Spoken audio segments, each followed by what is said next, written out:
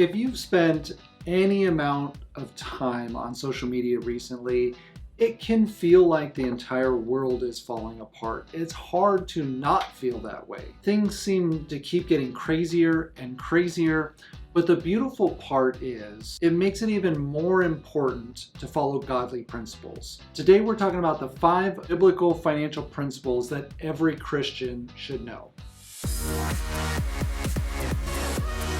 And if you're new to the channel, welcome. My name is Mckensy Long. I've been in the financial industry for the last decade, so I've seen almost everything when it comes to money. And as the world can seem darker and darker, I think it becomes more and more important to follow godly principles. We see this to be true in many stories in the Bible, from Joseph to Jacob to David.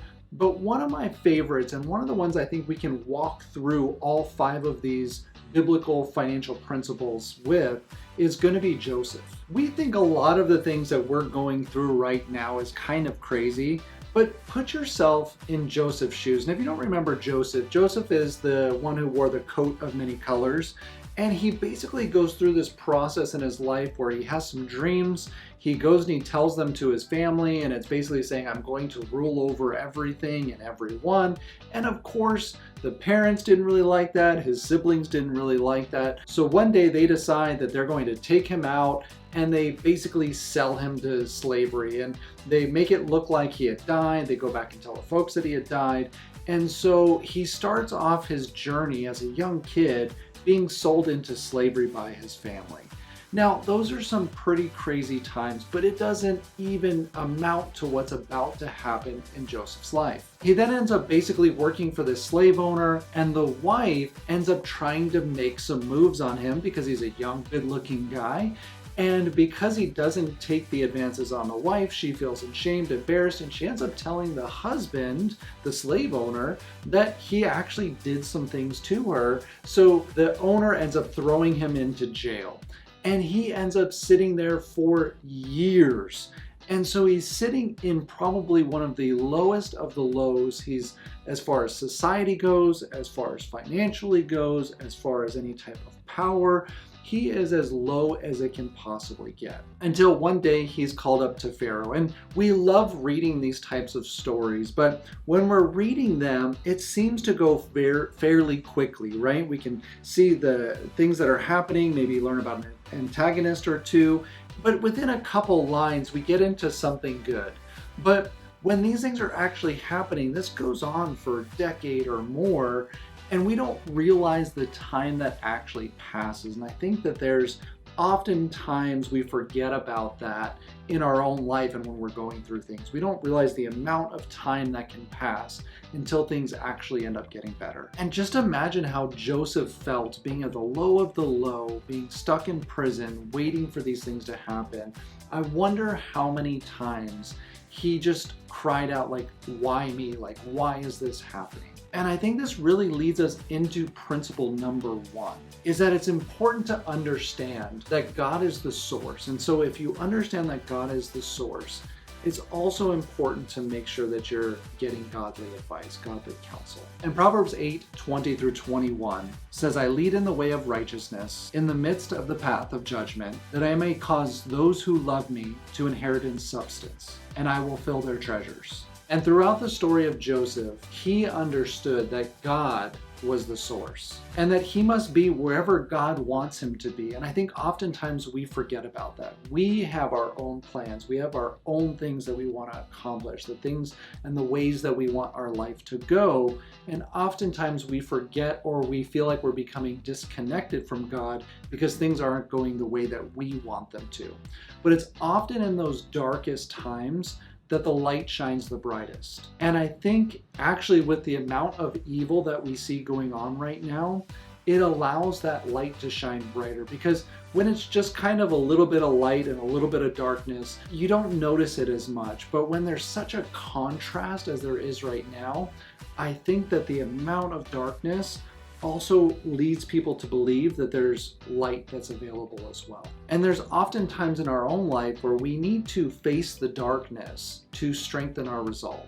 It's easy to believe when everything is good and everything's going our way and we feel like there's no trouble and there's no problems and we're just on that path and it's all smooth sailings, but that changes when everything goes the opposite way. And so the question is, can you believe and can you be just as strong when things are not going in your direction? And that's what's really interesting about this story of Joseph, is that he never stopped working, which really leads us into number 2 of working hard. And of Proverbs 14:23, it says that in all labor there is profit, but in the talking of the lips there is poverty. And I coach a lot of individuals, business owners, independent contractors, and one of the most important factors, I believe, is the ability to stay consistent and to work hard regardless of what the results are at that particular time. And this is especially hard when we start putting effort and we start working on something and maybe we got a little bit of results, but then we kind of go through that plateau where we're putting in all of this time and effort and things don't really seem like they're working. It doesn't seem like our life is moving forward. However, this didn't seem to affect Joseph. Joseph never stopped recruiting. It's interesting to think about it, to put yourself into that same perspective. Imagine being thrown into prison, wrongly accused as a womanizer. Your family has sold you into slavery and your parents think that you're dead. And so you're literally at the low of the low. You're sitting in the lowest place that you can find in society in every single measurable category. And yet he's preaching about his God. He's converting the guards who are watching over him to follow his God.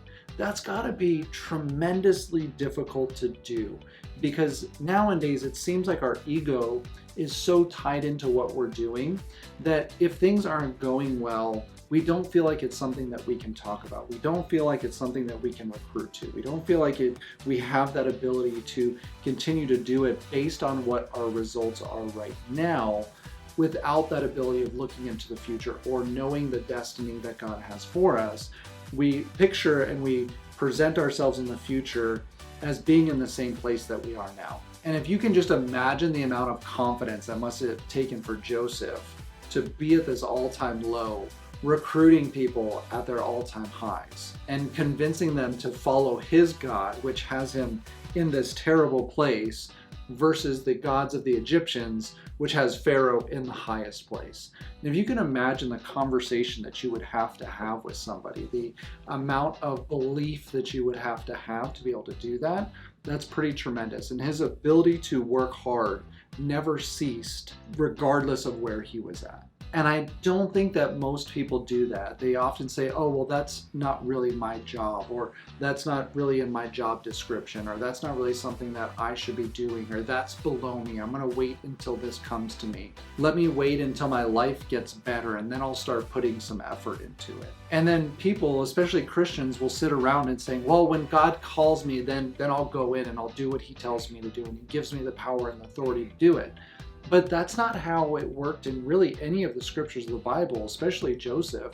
Joseph was working throughout. Joseph was building his skills and his resolve, and his belief didn't change. He wasn't sitting around waiting for God to make him and put him into a high place. He was working throughout so that when he got to where he was supposed to go, I'm sure his resolve was through the roof and his confidence was through the roof. That when he was later tempted, and I'm sure he had all kinds of things presented to him, he was able to stand out and stand up for what he believed in. And maybe we need to go through some of those dark places, that when we get to the high places, we have the same resolve that nothing worse can really happen to us, because the worst has already happened to us. And we're just waiting until we're lifted up into that place, into that position that we're put there, that we've been practicing and preparing and working for it, that when we're there, we know what to do. And I think a lot of times people are waiting for that instead of working on the things that are in front of them. They're waiting to be put in front of Pharaoh before they're going to start working, instead of working on the things that are in front of them. And I think especially right now, that means if you're a Christian and you do YouTube, do YouTube. If you're a Christian and you're a Mason, do masonry. If you're a Christian, you work on cars, do each one of those things to the best of your ability as a Christian. Which kind of leads us into the next category of it's essential to give. I think it's one of the requirements to living a wealthy life that we actually give. And that requires being a good steward. It requires tracking and understanding what's going on in our life and being able to evaluate it. And Deuteronomy 14:23 says that the reason why they were required to tithe was so that they would remember to put God first. And I think we often forget that. I know in my own life, I've been through periods like that where we forget who's really in charge. And so we go, man, if I could just keep a little bit more money, or if I could keep a little bit more of my time, I could keep a little bit more of my stuff, I will eventually be able to do more with it. And I challenge you to learn about that and what it feels like when you're grasping onto things and when you're letting them go. And if you don't believe that God can do more with 10% of your income than you can do with 100% of your income, I think that you're focused on the wrong God, or you've got to check yourself with what you actually believe in. And that requires becoming a good steward. It requires tracking what's going on. Do you understand what comes in on a monthly basis and what goes out so that you can have extra? You can't do better with things that you're unwilling to measure. You can't get better in any area of your life if you're unwilling to measure where you're currently at. And a great place to start with that, if you haven't already, is just putting a budget in place, figuring out what's coming in, what's going out, where are your expenses, what things can you cut back on, what things make you happy, what things don't make you happy. And if you're working with a financial professional, ask them to do a financial needs analysis with you, or a dream map, or a lot of companies call it different things, but sit down and go through that. And the reason why it's important to have a third party there, a financial professional, especially if you're married, is because they can see things that you can't see. It's kind of like, I don't know if you've ever had something go wrong with your car and you pull over to the side of the road and you pop the hood and you don't know anything about cars. So you just look at it and you're kind of dumbfounded. You don't know what anything is. But then you can hire a mechanic and within a couple minutes, they can figure out what's going on with it. They can see things differently than you can. That's the same thing as working with a financial professional. They can look at your situation and go, oh, you have options here, you have options there, you can do this, don't do that. But if you don't know, you're basically trying to work on your own vehicle, not knowing how any of that stuff works. And so of course, a lot of times what you're trying to do is actually contrary or opposite of what you're trying to accomplish. And if you don't have one already, click on one of the links down below. You can give me some of your information. We can maybe talk about some of these things. Maybe I can help send you in the right direction or send you some of the information that you need. And that leads us to number 4, which is saving. And obviously, if you're saving money, you're going to be debt-free. And Proverbs 21:20 talks about this. It says that there is treasure to be desired and oil in the dwelling of the wise, but a foolish man spends it up. And unfortunately, if you're not doing well with money, you're kind of being a fool, and you don't have to continue to do that. You can understand how these things work, but it starts off with figuring out what's going on in your financial life and where you can start saving and getting out of debt. And as Joseph is going through this phase of coming from the bottom and being lifted up to the top, and he ends up being number 2 next to Pharaoh as he's able to interpret these dreams for Pharaoh. And the dreams had basically told them that there was going to be a famine for 7 years and that they needed to save their grain. They needed to save and prepare for the future, that not everything is always going to be good all of the time. So what they ended up doing was they ended up storing up extra. Man, I couldn't imagine trying to tell somebody they need to save 7 years of income into their emergency fund. So thank God you don't have to do that. But having 3 months or 6 months set aside so that you can be prepared for something to happen in your life, I think it's a pretty powerful tool. It gives you options. It gives you the ability to not have to change a lot of your lifestyle while things around you are going crazy. And if you're coming into this particular season and you're not prepared for it, it's going to be a lot more rough. And so you don't have to continue to do that over and over again. Get through this season and learn how to prepare for the next one. And that means getting out of debt, being able to live on your own. And I understand lots of people talking about using debt and how to do things and get kind of manipulative with it and how to be able to create more wealth and using debt. And while I believe in that and I understand how businesses can do that, if you don't know how to read a budget, and you don't know what's coming in and what's going out and how to save some money, you shouldn't be messing with that. And because of this, Joseph was able to save his family because he had prepared, because they had set things aside for when things weren't going to be great, these years of famine. Joseph not only was able to save Egypt, he was able to save his own parents and his own family. And that requires becoming financially literate. It requires becoming educated about money and about life, and that life is all about seasons. It's not going to be great all of the time. You're going to go through periods where income is low or things are going on, and you're going to have opportunities that come up that if you don't have extra money sitting around, you won't be able to get into those, or you're going to do it, but you're going to be risking everything instead of being able to take on opportunities and also being able to survive if it doesn't work out well. And by the way, the next video coming out is going to talk about the difference between the mindset between people who are average or the poor and people who are above average and the wealthy, the rich. And so if you want to know more about the mindset of that, keep an eye out for the next video. Don't forget to smash the like button and also hit the subscribe. If you hit the little bell, it will notify you when that next video comes out. So don't forget to do that as well.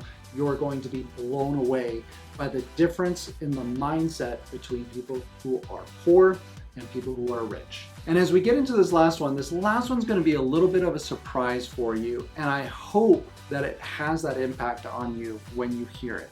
Number 5 is going to be the secret of contentment. And this comes from Hebrew 13:5. It says, "Let all of your conversations be without covetousness, and be content with such things that you have. For he has said, I will never leave you, and I will never forsake you." And again, this comes back to that ability of being happy and able to work regardless of your current situation.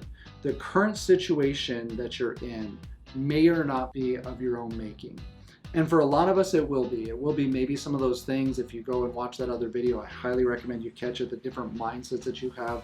Your mindset will get you to where you are. But sometimes you're doing everything right.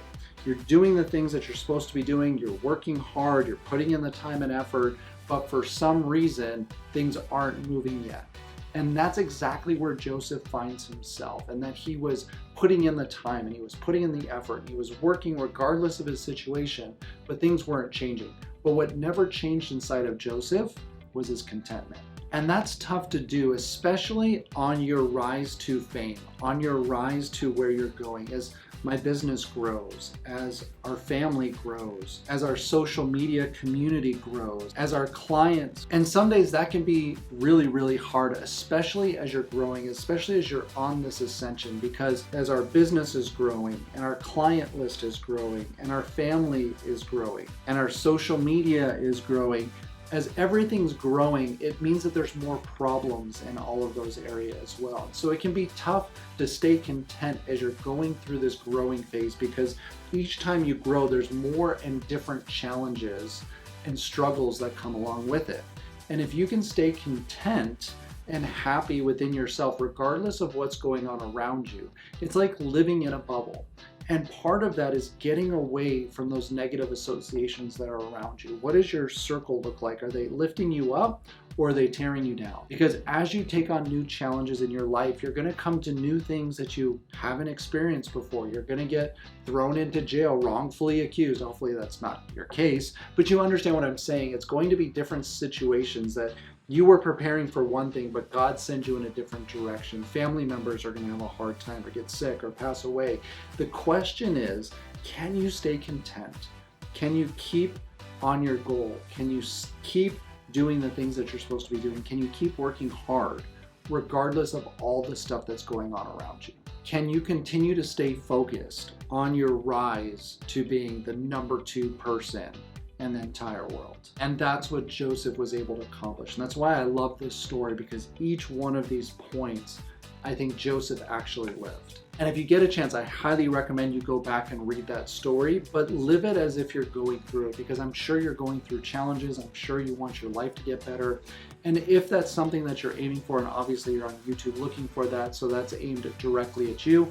But if that's you, make sure you smash the like button, hit the subscribe, click on some of the links down below if there's anything that I can help you with. If you want to get on track financially, make sure you click the little bell so you can see all the different videos that are coming out around money. And as always, I hope you have a great day, and I'll catch you later. Bye.